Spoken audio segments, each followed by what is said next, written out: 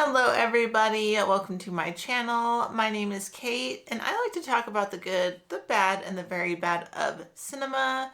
In this video, I have 10 weird movies for you that you might have missed. First on my list is Egg from 2005. Day-to-day life becomes difficult when a woman begins seeing an egg every time she closes her eyes. Heavy on early 2000s aesthetics, there is no shortage of strange things to look at. The uncanny nature of the world and side characters makes our lead seem normal despite her circumstance. Although the gore is goofy, it doesn't take away from the horror that lies within. Surreal monster madness starts with a bang and keeps you locked in for the kooky ride, leaving you to wonder what the fuck you just watched. Taking my number 2 spot is Dr. Caligari from 1989. A couple seeks out a specialist to treat the wife's ailments. Dripping with perversion, body mutilation, and Technicolor camp cranked up to 9,000, this fever dream will not be for most people. From the stunning set design to the glam looks, there is a feeling of being transported to an 80s post-apocalyptic Pee-wee's Playboy mansion nightmare.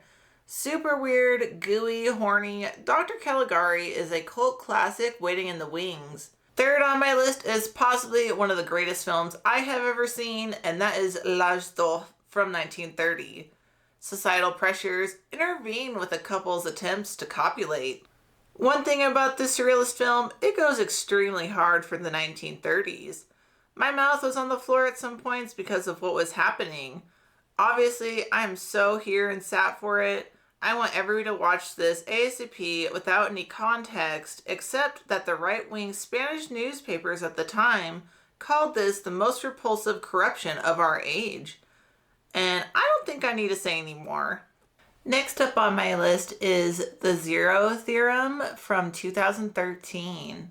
A nude recluse wants to work overtime. You can pick any Terry Gilliam film for an interesting experience, but this existential crisis seems to have flown under the radar for many. Futuristic, beautiful visuals that don't rely too much on CGI elevate a tale of understanding the meaning of life. Wonderful dystopian world building and a great cast keep it moving through abstract storytelling and metaphors that may leave some viewers scratching their head and unsatisfied, but maybe that's the point. Halfway through at number 5, I have Santa Sangre from 1989.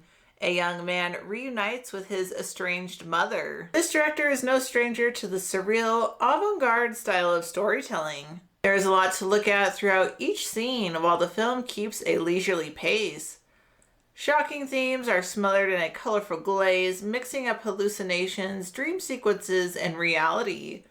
Never knowing where things are going, but curious to keep watching, this is a heavily layered circus that divided audiences. Number 6 isn't quite as under the radar as some of these other films, but Titane from 2021 still deserves a spot on this list. Unexpected events cause an auto enthusiast to go on an unexpected journey.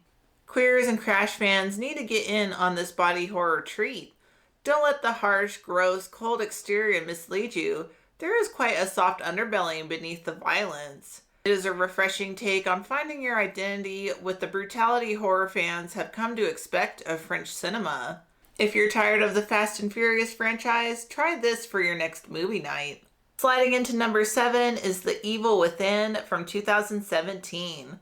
Reflections aren't what they appear to be in a young man's new mirror. 15 years of meth-filled creativity from the late millionaire Andrew Getty birthed this smorgasbord of a demonic reality. Potentially problematic, but that's not for me to say. This starts out a bit cheesy, but stay with it. Once the weird picks up, it becomes a fever dream like a Lynch-esque 90s Lifetime movie.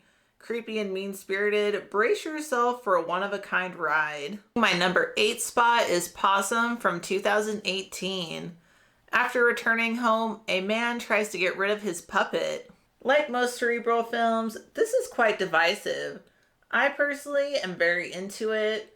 It moves at a glacial pace, throwing a wet blanket of dread on everything, which makes it feel dirty and distressing. An excellent score matches the dreary cinematography, maintaining an oppressive atmosphere until the end with a surprising scene I wish I hadn't seen. Quiet, simple, and effective. After watching this, I woke up later that night thinking I saw that fucking puppet in my room and it scared the shit out of me. Oh my God, bro. Oh, hell no, man. What the?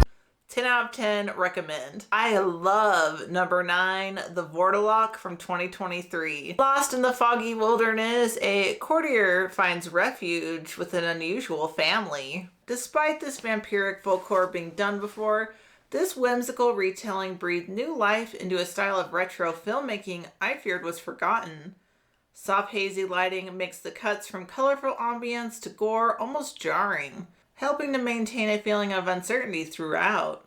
I knew nothing about this when I pressed play, and I advise you to do the same for an immersive treat. Last on my list is Sorry to Bother You from 2018. A man finds a way to quickly climb the ranks at his new job. Telemarketing capitalism has the biggest dick energy ever in this non-stop roller coaster of stylized satire. Fresh, fun, fast-paced, and featuring Terry Crews, this honestly has it all. If you're down for social commentary soaked in absurdism with twists no one saw coming, please check this out. Though it may have you feeling existential returning to work for your regularly scheduled program. And that is 10 weird movies for you weirdos out there. You could watch it sober, you could watch them high, whatever floats your boat. Just know that you're going to have a wacky time with all of them. I will put in the description where these are all currently streaming, at least at the time of recording this video. Thank you so much for watching. Love you so much. Bye.